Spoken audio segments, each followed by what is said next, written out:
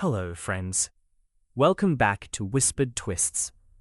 Today we are continuing the dark and disturbing story of Dear Debbie by Freida McFadden. In the previous chapters, we saw Debbie's painful past begin resurfacing as her family life slowly started collapsing around her.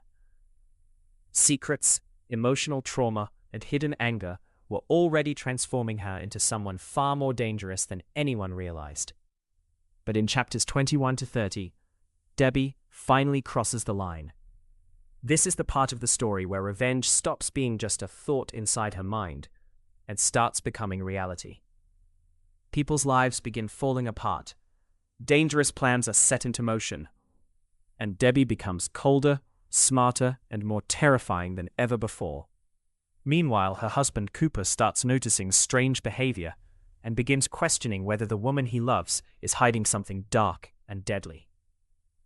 These chapters are filled with manipulation, psychological suspense, shocking twists, and dangerous secrets that change the story forever. So grab your headphones, turn off the lights, and prepare yourself for one of the most intense parts of Dear Debbie. And now, let's begin the story. By chapters 21 to 30, Debbie fully crosses the line from anger to action. Until now, most of her darkness remained hidden inside her thoughts. But now, Debbie starts directly interfering in people's lives, and the consequences become terrifying.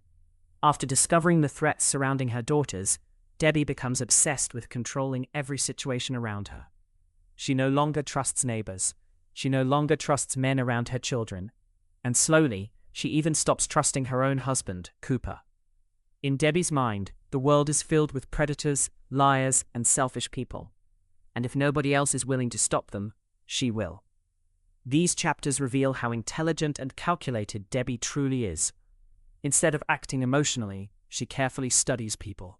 She secretly watches routines, collects private information, learns weaknesses, and then quietly manipulates situations from the shadows. One of Debbie's biggest targets becomes Coach Pike. Debbie believes he is dangerous for children, especially for her daughter Izzy. But instead of openly confronting him, Debbie creates a far more dangerous plan. Using hidden digital evidence and carefully planted clues, Debbie secretly frames Coach Pike.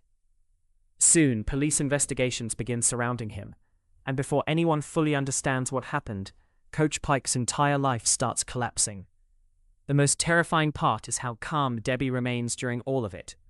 Outside, she still looks like a caring suburban mother. Inside, she is destroying lives like a strategist playing chess. Meanwhile, Debbie also begins crossing moral and legal boundaries more openly. She secretly enters places she should not enter, plants evidence, manipulates conversations, and even uses drugs to control situations without people realizing it.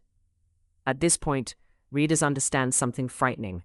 Debbie is extremely smart, and because she believes her actions are justified, she feels almost no guilt. The story also shows how revenge gives Debbie a strange feeling of power. For years, she felt weak because of her traumatic past.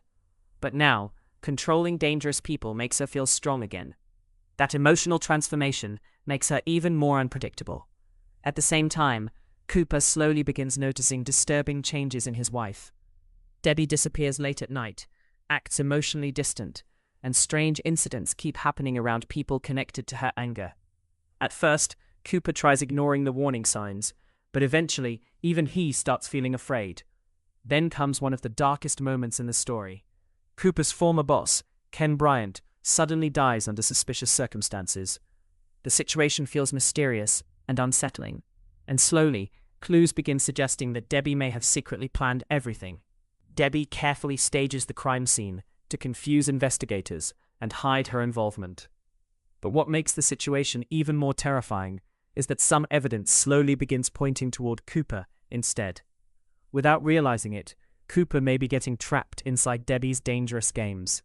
Meanwhile, Debbie becomes colder than ever emotionally. Instead of feeling regret, she convinces herself that bad people deserve punishment, and anyone standing in her way becomes part of the problem. The relationship between Debbie and Cooper also starts emotionally collapsing. Their conversations feel tense, trust disappears completely, and Cooper slowly begins fearing the woman he once thought he understood. By the end of chapters 21 to 30, one terrifying truth becomes clear. Debbie is no longer simply seeking revenge. She is controlling lives, manipulating truth, and playing dangerously close to murder. And the scariest part is, nobody knows how far she is willing to go.